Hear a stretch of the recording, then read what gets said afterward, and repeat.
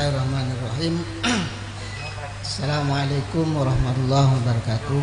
Waalaikumsalam warahmatullahi wabarakatuh. Alhamdulillahirabbil alamin wassalatu wassalamu ala asrafil anbiya'i wal mursalin sayyidina Muhammadin wa ala alihi wa ashabihi ajma'in. Yang saya hormati Bapak Rektor UINHAS Jember Profesor Dr. Babun Soeharto. Yang saya hormati para wakil rektor, ketua senat, para dekan, wakil dekan, Bapak Kabiru, Kabak, Kasubag, lumayan hafal istilahnya saja, Kajur, kemudian kepala lembaga unit, dan wabil khusus para guru saya.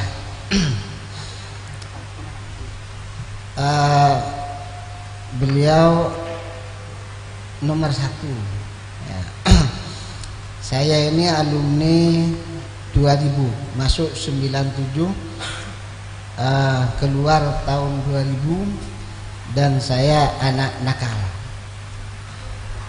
Saya ini sering demo, tetapi beliau tidak pernah melupakan posisinya sebagai orang tua.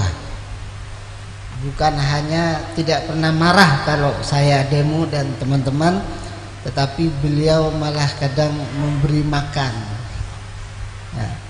Dan saya tahu betul,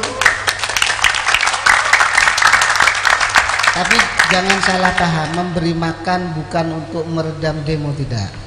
Karena sebagai kebapaan tadi, dan saya kuliah ke Jogja, biaya awal dan ongkos untuk ke Jogja dari mereka semua, Profesor Dr. Abdul Halim Subahar, Bapak Dr. Ainur Rafiq, Bapak Hafnizen, Pak almarhum Walid Modri, Pak Saifuddin, Prof. Babun, Pak Sofyan yang sering meredam saya demo.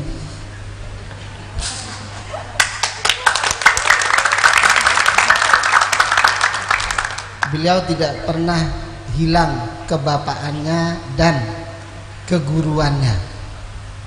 Begitu juga saya dan teman-teman tidak pernah hilang menempatkan diri saya sebagai murid yang nakal.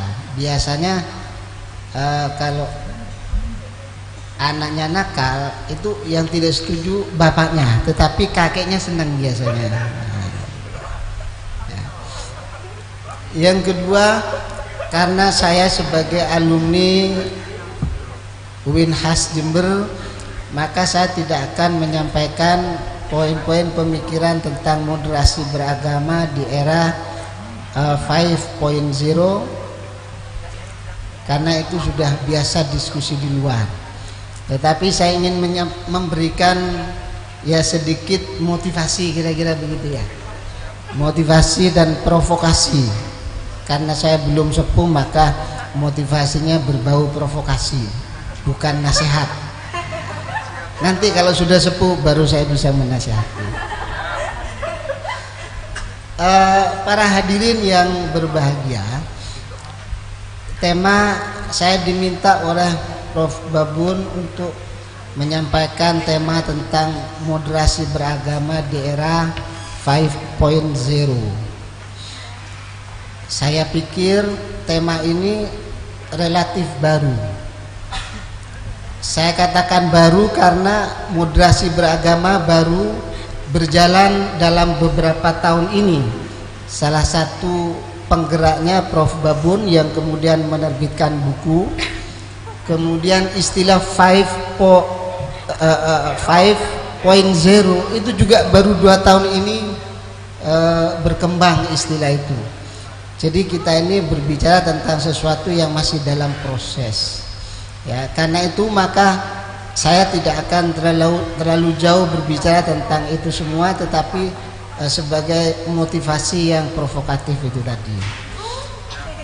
Yang pertama, saudara-saudara sekalian, di dalam ilmu kalam, ya ini sedikit bicara ilmu kalam, kita mengenal bahwa alam itu adalah sesuatu selain Tuhan. Itu namanya alam. Alam itu terdiri dari dua unsur. Yang pertama unsur ruang, yang kedua unsur waktu, dan sesuatu yang ada di dalamnya. Hukum alam menyatakan bahwa ruang itu bergerak, maka waktu juga bergerak, maka sesuatu yang ada di dalam ruang dan waktu itu juga mengalami gerakan. Gerakan itu bisa bermakna bergeser, bisa bermakna berkembang, bisa bermakna berubah. Berubah itu bisa bermakna evolutif. Jadi Tuhan sebenarnya menciptakan alam ini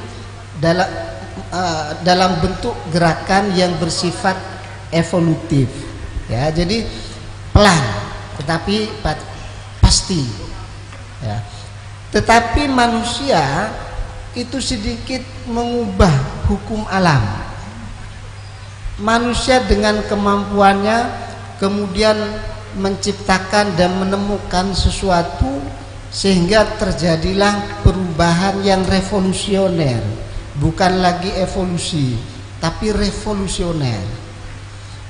Maka dalam babakan sejarah itu muncullah istilah gelombang revolusi pertanian, muncul gelombang revolusi industri, muncul gelombang revolusi teknologi. Dan sekarang kita memasuki gelombang revolusi teknologi yang disebut dengan 4.0 dan 5.0, yang tidak lagi bermakna revolusi tetapi sudah disrupsi. Disrupsi itu perubahan yang di luar nalar manusia. Kalau orang berpikir seperti biasa, pengusaha berpikir seperti biasa, guru berpikir seperti biasa, dia akan ketinggalan kereta, karena di luar sana akibat dari teknologi internet itu bergerak begitu cepat, yang disebut dengan era disruptif itu tadi, ya. Kita kalau mau membeli sesuatu tidak perlu keluar, hanya tinggal tombol WA, kemudian makanan datang, ya. Jadi perubahannya luar biasa. Salah satu yang mengalami perubahan destruktif itu menurut asumsi saya adalah perubahan dari Setain ke YIN, dari YIN ke UIN Khas Jember yang dimotori Prof. Babun dan kawan-kawan. Tidak masuk akal. Karena itu wajar kalau beliau mendapat rekor muri, satu-satunya saya kira. Satu-satunya. Jadi ini perubahan yang destruktif. Dulu ada perubahan yang sama yang dilakukan oleh Prof. Imam Suprayogo Malang, tapi kayaknya belum mendapatkan rekor muri, saya tidak tahu, ya. Hadirin yang berbahagia, di era 4.0 dan memasuki era 5.0 sekarang ini tidak begitu jauh perbedaannya sebenarnya. Kita ini hidup dalam kultur digital, semuanya serba digital, ya. Mau mendapatkan informasi apapun serba digital, mau memberikan informasi serba digital, ya. Di era serba digital ini kesadaran orang itu dicerabut dari akarnya. Kita ini tidak lagi melihat realitas nyata sebagai yang benar-benar realitas. Kita ditarik oleh digital itu tadi untuk beralih dan menjadikan dunia maya itu sebagai realitas yang sejati. Kalau kita bangun tidur, kita tidak melihat keluarga kita, tidak melihat apa yang terjadi di luar, tapi kita langsung membuka HP, informasi apa yang ada. Kita tidak percaya dengan realitas di luar, tetapi kita percaya kepada apa yang ada di dalam HP. Kita buka WhatsApp, kita buka FB, kita buka Instagram dan sebagainya, dan itu setiap waktu, bukan setiap hari, setiap waktu. Sehingga kita ini tidak tertarik dengan dunia nyata, tetapi kita tertarik dengan dunia maya romantis, kira-kira begitu. Nah, ketika kesadaran kita tercerabut dan masuk ke dalam dunia maya, ya, maka segalanya itu menjadi mudah. Menjadi mudah, apapun yang kita cari itu ada. Tetapi saudara-saudara sekalian, yang perlu disadari adalah bahwa teknologi digital yang memudahkan kita, yang membuat dunia ini menjadi disruptif tadi, itu mengandung kontradiksi dan problem.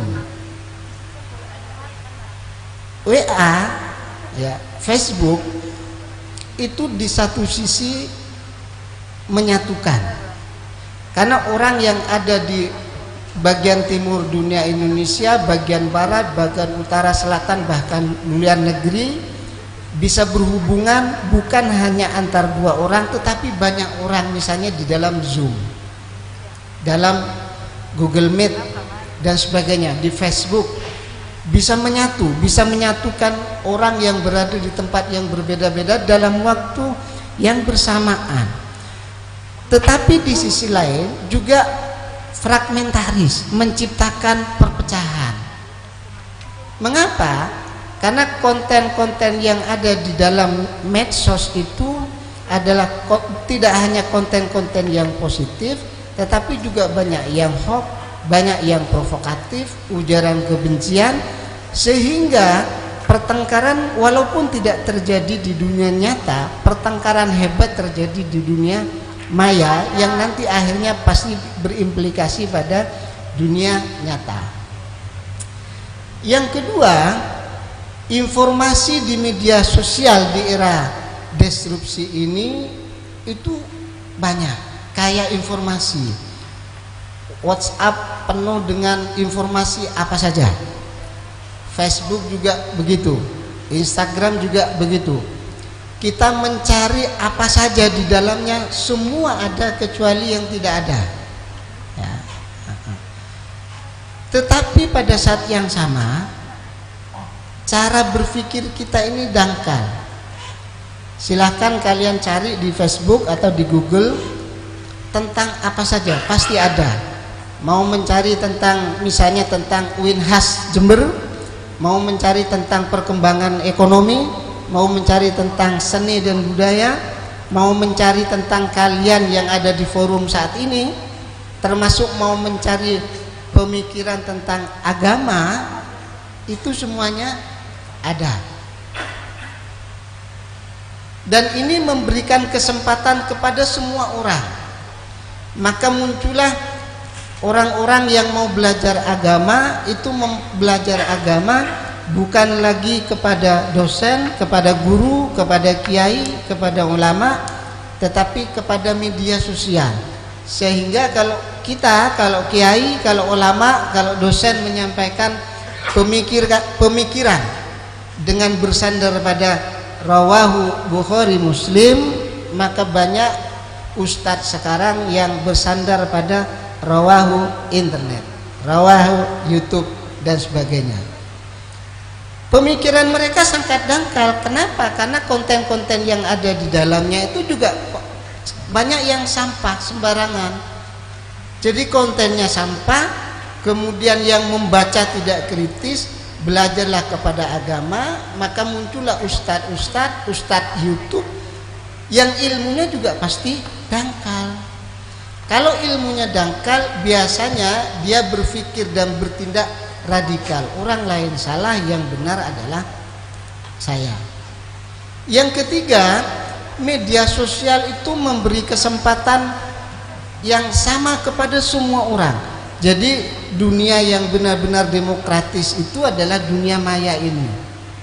Kalau di dunia nyata tidak ada demokrasi yang sejati, karena orang selalu terhalangi, banyak aturan dibuat untuk menghalangi. Tetapi di dunia maya semua orang bisa mengakses, yang penting bisa membuka ya. Tetapi justru disinilah maka mereka yang menjadi ustadz dadakan, ustadz YouTube tadi, yang selalu mengakses, memproduksi pemikirannya melalui dunia digital, itu bisa mengalahkan para pakar, para ulama, para dosen, para intelektual yang selama ini memang serius memproduksi kebenaran ilmu pengetahuan. Inilah yang disebut dengan istilah matinya pakar. Jadi mereka yang ahli, yang bukan pakar tapi menguasai teknologi itu dianggap sebagai pakar. Sebaliknya mereka yang benar-benar pakar itu tidak dianggap sebagai pakar. Prof. Babun pakar manajemen kalah sama Novel Bamukmin, pakar demo.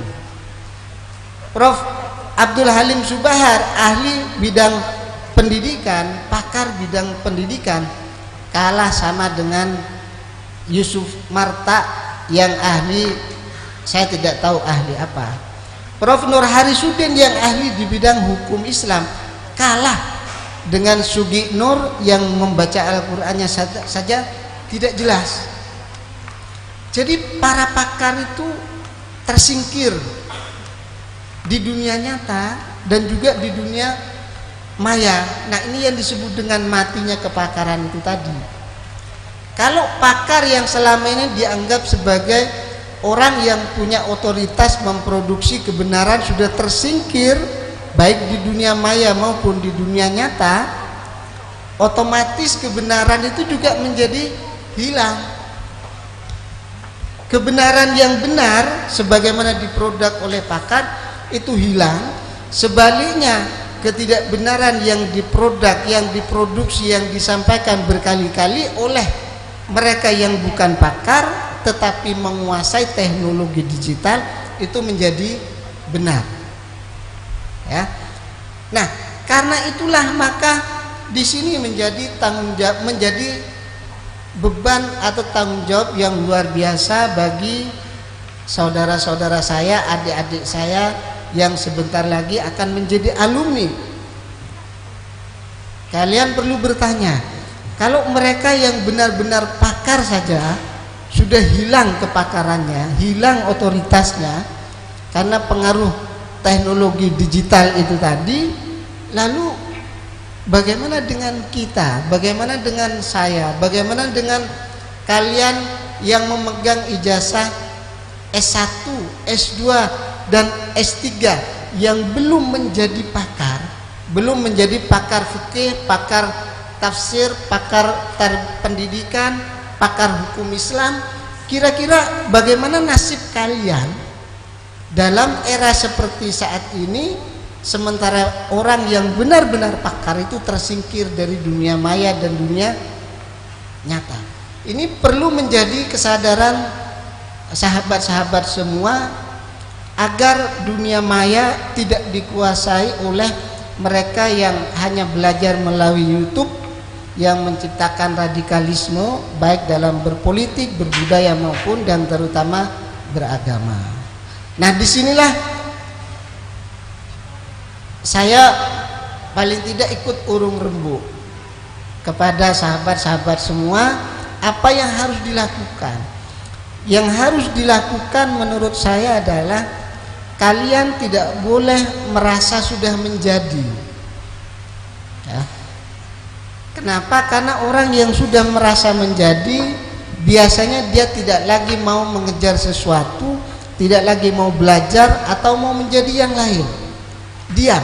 Saya sudah menjadi sarjana, sudah selesai. Saya menjadi magister, sudah selesai. Saya menjadi doktor, sudah selesai. Saya menjadi profesor, sudah selesai. Tetapi kalian harus berpikir masih dalam proses untuk menjadi. Sarjana, ijazah S1, S2, S3 itu adalah bagian dari proses kalian untuk menjadi.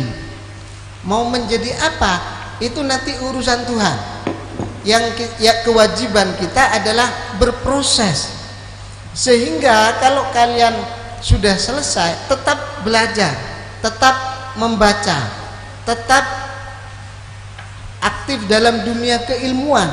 Ini sebagai bentuk bahwa kalian menyadari bahwa kalian masih dalam proses menjadi. Jadi kalau kita masih berpikir sebagai dalam proses menjadi, biasanya kita ini dinamis, ya. Yang kedua, karena dunia maya, dunia teknologi digital sudah dikuasai oleh kelompok-kelompok radikal yang tidak paham agama atau dangkal dalam beragama, maka yang selanjutnya adalah tentu sahabat-sahabat juga harus melek teknologi, harus menguasai teknologi. Tentu bukan menciptakan teknologi-teknologi baru seperti mereka, tetapi memainkan teknologi. Kita mengisi konten-konten di dalam media sosial dengan konten-konten yang berkualitas untuk mengkonter konten-konten yang penuh hoax, provokasi, kekerasan dan sebagainya. Kalau ini sahabat-sahabat lakukan, maka gerakan moderasi beragama di Indonesia atau gerakan moderasi berpolitik di Indonesia itu akan kuat dan negara menjadi damai. Dan yang terakhir, pesan saya adalah sahabat-sahabat harus menjadi dirinya sendiri, harus menjadi manusia independen. Ada orang yang berpikir bahwa untuk maju kita harus menempel kepada orang, itu justru membuat dia menjadi bukan dirinya sendiri, tetapi dia menjadi orang lain. Apa yang diberikan oleh dosen-dosen kita dulu, ya, Prof. Halim, Prof. Babun, Pak Ainur Rafiq, Pak Hefni, dan masih banyak guru-guru saya yang lain, ya, yang selalu memberi wejangan kepada kita bahwa kalian harus keluar dari IAIN UIN Jember, harus keluar dari tempat kita belajar. Prof. Babun selalu bilang ke saya, kamu Mas Hasin harus keluar, jangan berada di tempat kita, ya. Tempat kita jangan lama-lama lah, kira-kira ada apa namanya di sini, tetapi menyebarlah. Mengapa? Karena kalau kita menyebar, kita pergi kemana-mana, kita mengatur diri kita sendiri, kita akan tahu di mana posisi kita. Kesadaran tentang di mana posisi kita itulah yang paling sulit kita cari. Demikian yang bisa saya sampaikan, kurang lebihnya saya mohon maaf. Dan yang terakhir saya sampaikan terima kasih kepada Prof. Babun dan jajaran pimpinan. Terus terang nangis saya.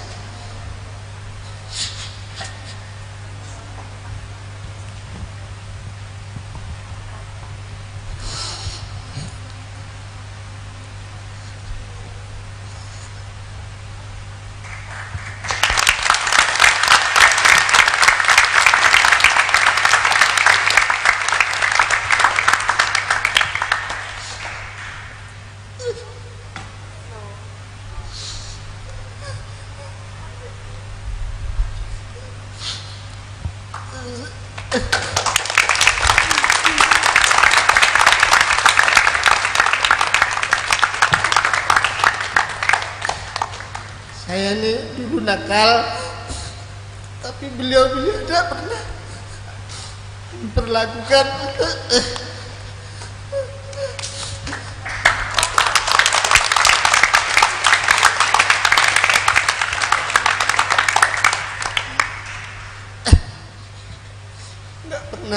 memperlakukan saya sebagai anak nakal. Saya kuliah pinjam uang ke Pak Rafiq dan Pak Ahlin, dikasih ongkos, kasih makan, jadi saya terima kasih Pak.